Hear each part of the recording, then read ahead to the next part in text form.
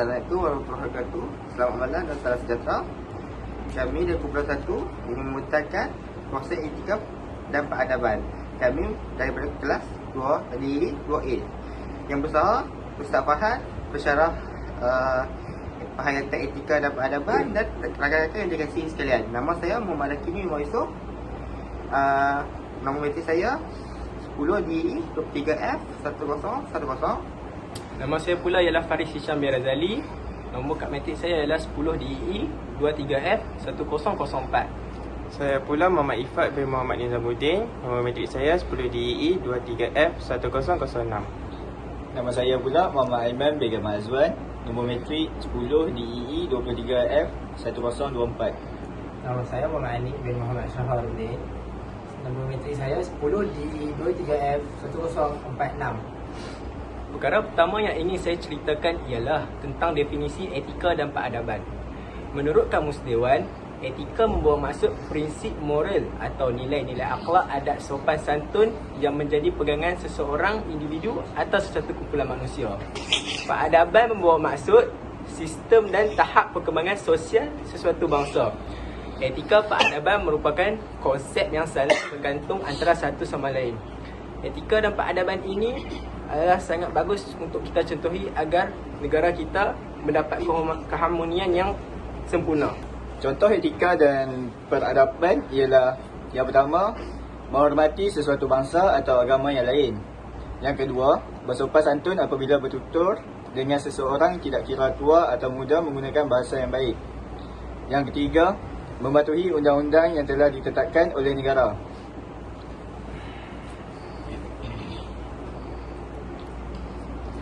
Okey, elemen-elemen etika yang dapat membentuk perpaduan dan kebersatuan negara pula ialah hormat menghormati. Kita haruslah menghormati antara satu sama lain, tidak kiralah berbeza bangsa, berbeza agama atau berbeza kaum.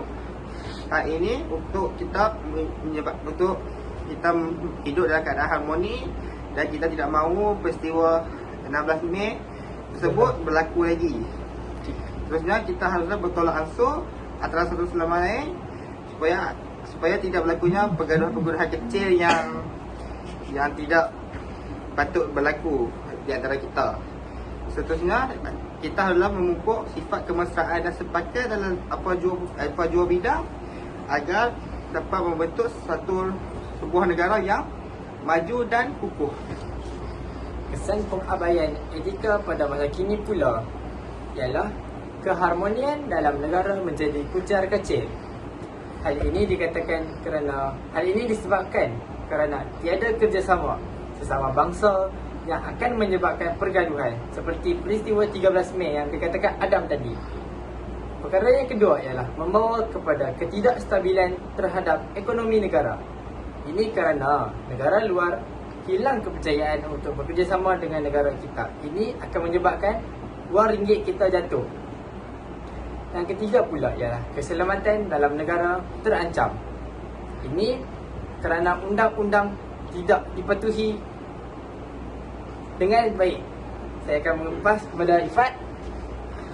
Cara memupuk sifat positif dan beretika dalam masyarakat selari dengan peradaban kini. Buatlah yang terbaik dalam setiap apa yang dilakukan dengan usaha yang bersungguh-sungguh dan bersedia untuk mempelajari sesuatu yang baru. Tanamkan komitmen dan dedikasi dalam apa sahaja perkara yang dibuat.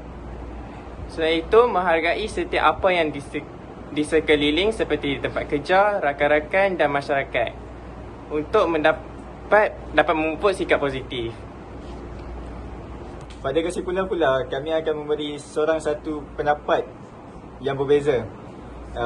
Pada pendapat saya pula, saya dapat disimpulkan bahawa etika dan peradaban punya kaitan yang erat dan utuh dalam sesebuah kemajuan negara dan bangsa. Nilai etika yang berkait rapat dengan agama menjadi pemangkin kepada kemenjadian insan yang berbudi tinggi dan berdaya saing. Ketamadunan sesebuah bangsa juga bermula daripada tahap penghayatan dan pengamalan amalan sesebuah bangsa mengamalkan etika dan akhlak yang terpuji dalam kehidupan seharian mereka, serta meliputi semua bidang sama ada berkaitan urus niaga, pendidikan, sosial, politik dan keseluruhannya. Penghayatan dan pengamalan etika yang tinggi akan meletakkan sesebuah negara sebagaimana negara yang bertamadun dan penuh peradaban. Nilai-nilai yang terkandung dalam teori etika dimurnikan dengan perbincangan berdasarkan Al-Quran dan Sunnah. Sumber utama sebagai panduan hidup setiap insan yang beragama Islam maupun yang bukan beragama Islam akan menerima bahawa teori etika haruslah dikaitkan dengan agama yang dipegang masing-masing. Hal ini kerana tanpa pegangan agama, tanpa ukuran dosa dan pahala, tanpa ganjaran syurga atau pembalasan neraka, manusia akan leka dan mengabaikan etika dan nilai murni dalam kehidupan seharian. Bagi saya pula, di sini dapat disimpulkan bahawa melakukan kejahatan adalah suatu pilihan yang bergantung kepada peribadi seseorang itu sendiri, dan kebaikan adalah sesuatu yang telah dipraktikkan sejak dari zaman dahulu lagi. Pada pendapat saya pula, etika dan peradaban ini perlu dipupuk di kalangan remaja pada masa kini. Hari ini dikatakan demikian kerana remaja zaman kini kurang adab terhadap orang tua pada bangsa lain, kaum lain dan juga agama lain. Kesannya pergaduhan akan berlaku dan negara kita dan remaja kita akan dipandang rendah oleh masyarakat lain. Pada pandangan saya pula, ibu bapa pada masa kini kurang memberi didikan atau pengajaran kepada anak mereka semasa mereka kecil.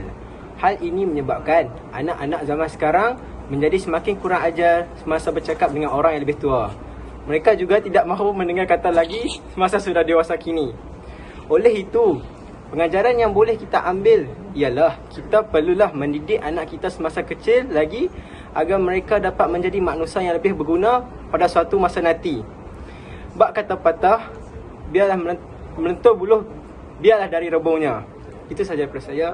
Boleh semua pada adab. Okay, pada pendapat saya, diri kita sendiri haruslah mengingati untuk memperhatikan etika dalam diri kita.